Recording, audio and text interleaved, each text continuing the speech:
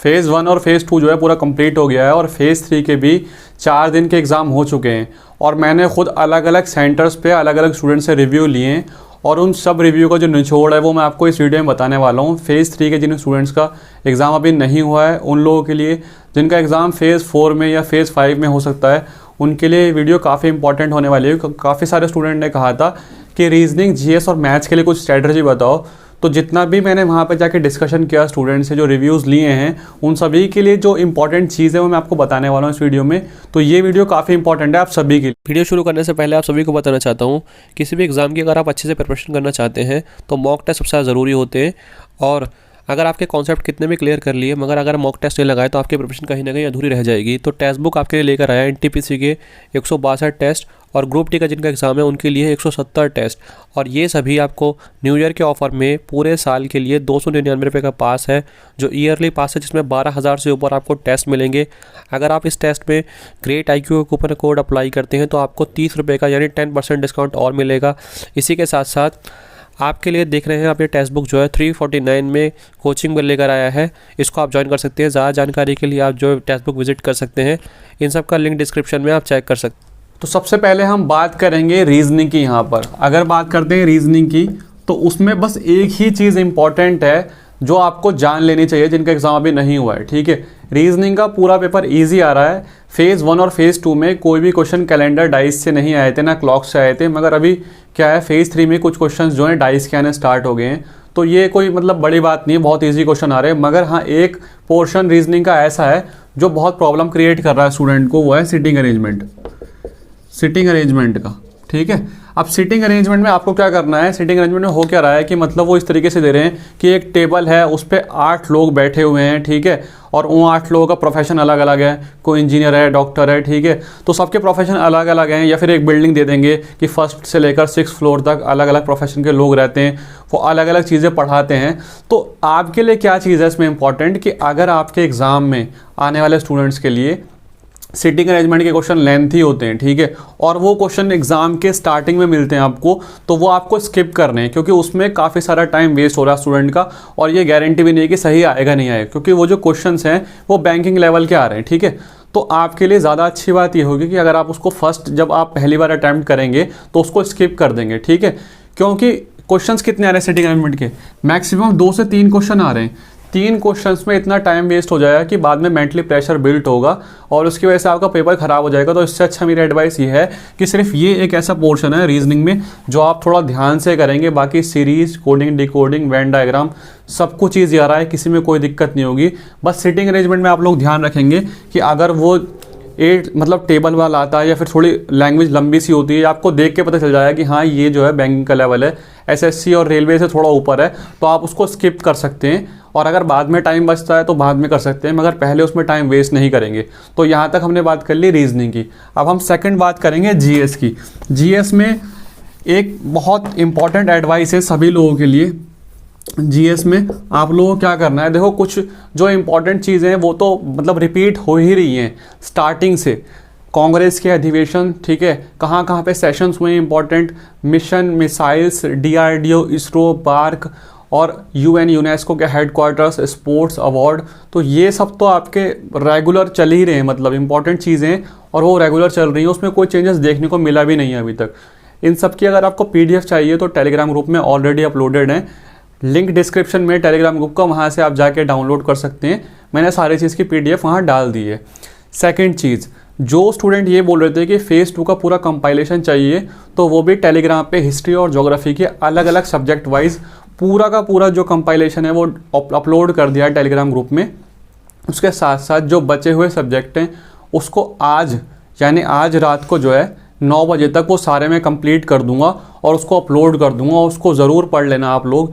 क्यों पढ़ लेना, क्योंकि इतने क्वेश्चन रिपीट हुए हैं ना किसी भी एग्जाम में, मतलब इतने ज़्यादा क्वेश्चन एक साथ रिपीट नहीं हुए। खिलाफत मूवमेंट के 4-4 क्वेश्चन रिपीट हो रहे हैं, पोखरण टेस्ट के 4-5 क्वेश्चन आ गए, अरावली पर्वत से आ रहे हैं, बहुत रिपीटेड हो रहे हैं। तो मैं वो सारी कंपाइलेशन आज रात 9 बजे तक अपलोड कर दूंगा आपके लिए। हिस्ट्री ज्योग्राफी के लिए ऑलरेडी अपलोडेड है, ठीक है। अब जीएस में हमें करना क्या है, फिर अलग चीज़ क्या पूछ रहे हैं। देखो एक चीज़ जो है बहुत इंपॉर्टेंट देखने को मिली है, जहाँ पर वो जो है मतलब चेंजेस कर रहा है, वो है आपका करंट अफेयर। अब करंट अफेयर में क्या चेंजेस करा है, फेज़ 1 और 2 में पूरी करंट अफेयर जो पूछी गई है वो 2019 की है मैक्सिमम 2019 की, कुछ 2018 के क्वेश्चन भी हैं और कुछ 2020 के भी हैं, ठीक है। फेज़ 1 और 2 में कोई भी क्वेश्चन अक्टूबर 2020 का नहीं पूछा गया था। अक्टूबर 2020 से पहले करंट अफेयर पूछे गए थे, मगर फेज़ 3 जब स्टार्ट हुआ है तो अक्टूबर के बाद नवंबर के, दिसंबर के भी क्वेश्चन आएंगे। तो मेरी उन लोगों के लिए एडवाइस है, करंट अफेयर 2019 और 2020 के पूरे करेंगे, 2020 में दिसंबर तक के भी करेंगे, नवंबर दिसंबर के भी कर लेना। अब क्यों कर लेना, इसको आप पहले एडवांस में लेके चलेंगे। देखो 2 महीने के एक्स्ट्रा कर लोगे तो आपका कुछ नहीं जाएगा, ठीक है, थोड़ा बहुत टाइम जाएगा, मगर उसको करना इसलिए ज़रूरी है कि आपके एग्ज़ाम में अगर 2019 के नहीं आए और दिसंबर के या फिर नवंबर के करंट अफेयर आ गए, जैसे कि फेज़ 3 स्टार्ट जब हुआ था, यानी 31 जनवरी को जब स्टार्ट हुआ था ये, ठीक है, फेज़ 3, तो फेज़ 3 में जो है करंट अफेयर के जो क्वेश्चन थे वो नवंबर और दिसंबर के पूछे गए थे ज़्यादातर मैक्सिमम। तो आप ये पहले से ही एडवांस में लेके चलेंगे कि ऐसा नहीं करेंगे कि अक्टूबर तक के करेंगे, नवंबर दिसंबर के पूरे बैकअप में लेके चलेंगे, ठीक है। 2019 और 20 के करंट अफेयर अच्छे तरीके से कर लेंगे। बाकी कुछ भी ऐसा कोई बहुत बड़ा चेंजेस देखने को नहीं मिला है। स्टूडेंट ने बताया कि आप नॉर्मल ल्यूशन से पढ़ेंगे, हो जाएगा कवर, कोई दिक्कत नहीं आएगी, ठीक है। मनोहर पांडे से पढ़ेंगे तो भी कवर हो जाएगा।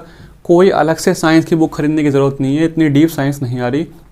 नॉर्मल विटामिन्स के नाम आ रहे हैं, ठीक है, साइंटिफिक नेम आ रहे हैं या फिर किसी चीज़ के, ठीक है, या फिर आपके डिजीज़ में से आ रहे हैं। सबसे ज़्यादा डिजीज़ आ रही हैं वायरस से, बैक्टीरिया से, प्रोटोजोआ से, कौन कौन से डिजीज़ होती हैं। तो बहुत बेसिक क्वेश्चन आ रहे हैं, ठीक है। बस हाँ, ये इंपॉर्टेंट है कि आपको करंट अफेयर 2019-20 की कर लेनी है, क्योंकि ये ज़्यादा पूछी जा रही है।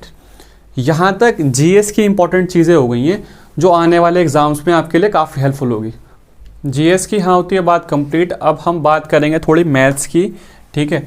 जीएस में करंट अफेयर इंपॉर्टेंट थे। अब अगर हम बात करें मैथ्स की, तो मैथ्स के लिए आपको थोड़ी बहुत चीज़ें जाननी इंपॉर्टेंट है।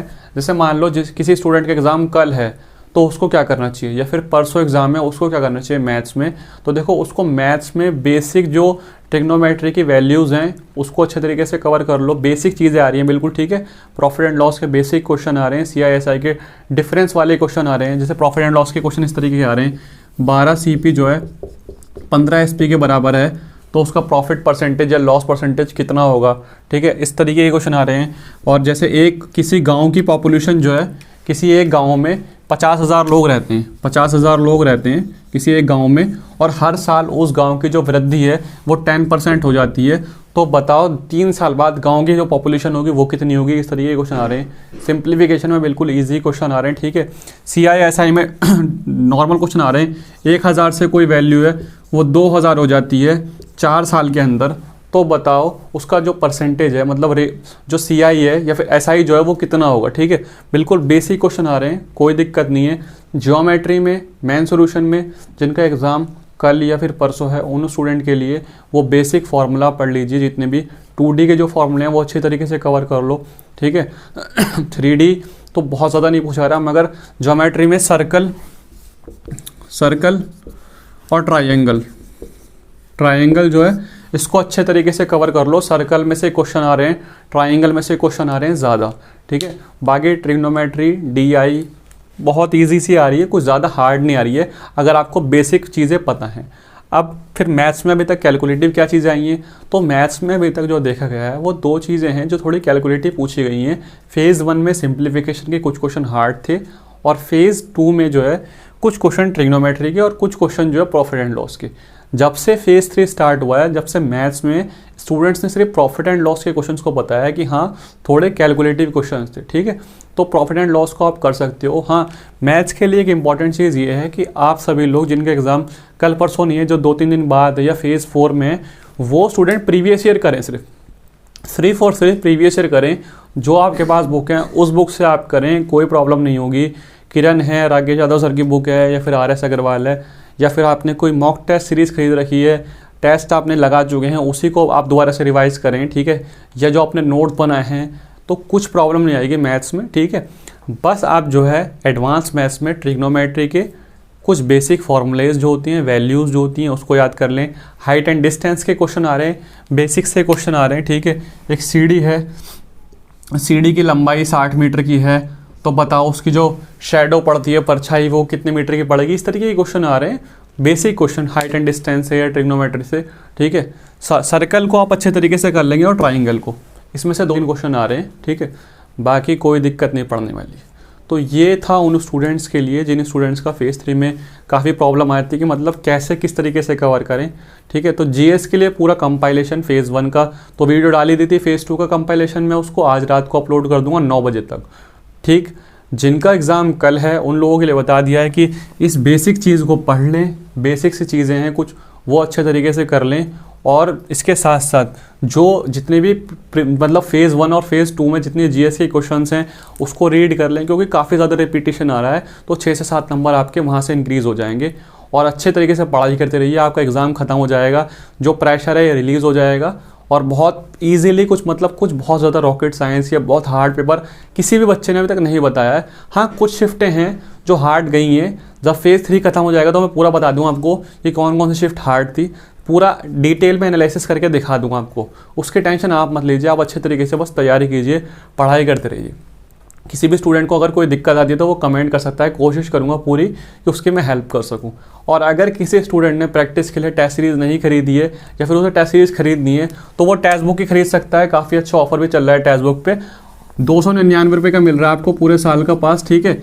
इसमें अगर आप ग्रेट IQ का कूपन कोड लगाते हैं, ग्रेट IQ, तो जो है 10% का डिस्काउंट आपको और मिल जाएगा। जो ग्रुप डी की प्रिपरेशन कर रहे हैं उनके लिए भी काफ़ी सारे टेस्ट हैं, तो काफ़ी अच्छी तैयारी हो जाएगी। अगर कोई दिक्कत आती है तो कमेंट कर सकते हैं, ठीक है। वीडियो अच्छी लगती है, इन्फॉर्मेटिव लगती है तो शेयर कर सकते हैं, चैनल को सब्सक्राइब कर सकते हैं। मिलते हैं नेक्स्ट वीडियो में, तब तक के लिए bye, all the best, take care.